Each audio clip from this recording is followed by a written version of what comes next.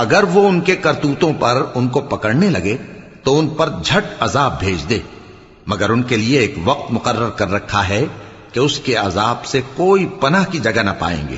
اور یہ بستیاں جو ویران پڑی ہیں، جب انہوں نے کفر کر کے ظلم کیا تو ہم نے ان کو تباہ کر دیا، اور ان کی تباہی کے لیے ایک وقت مقرر کر دیا تھا۔ اور جب موسیٰ نے اپنے شاگرد سے کہا کہ جب تک میں دو دریاؤں کے ملنے کی جگہ نہ پہنچ جاؤں ٹلنے کا نہیں، خاص صدیوں چلتا رہوں، پھر جب وہ دونوں ان دریاؤں کے سنگم پر پہنچے تو اپنی مچھلی بھول گئے۔ پھر اس مچھلی نے دریا میں سرنگ کی طرح اپنا رستہ بنا لیا۔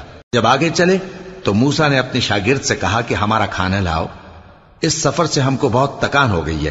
اس نے کہا کہ بھلا آپ نے دیکھا کہ جب ہم نے اس چٹان کے پاس آرام کیا تھا تو میں مچھلی وہیں بھول گیا، اور مجھے آپ سے اس کا ذکر کرنا شیطان نے بھلا دیا، اور اس مچھلی نے عجیب طرح سے دریا میں اپنا رستہ بنایا۔ موسیٰ نے کہا یہی تو وہ مقام ہے جسے ہم تلاش کرتے تھے۔ تو وہ اپنے پاؤں کے نشان دیکھتے دیکھتے لوٹ گئے۔ وہاں انہوں نے ہمارے بندوں میں سے ایک بندہ دیکھا جس کو ہم نے اپنے ہاں سے رحمت خاص سے نوازا تھا اور اپنے پاس سے ایک خاص علم بخشا تھا۔ موسیٰ نے ان سے، جن کا نام خضر تھا، کہا کہ جو علم اللہ کی طرف سے آپ کو سکھایا گیا ہے، اگر آپ اس میں سے مجھے کچھ بھلائی کی باتیں سکھائیں تو میں آپ کے ساتھ رہوں۔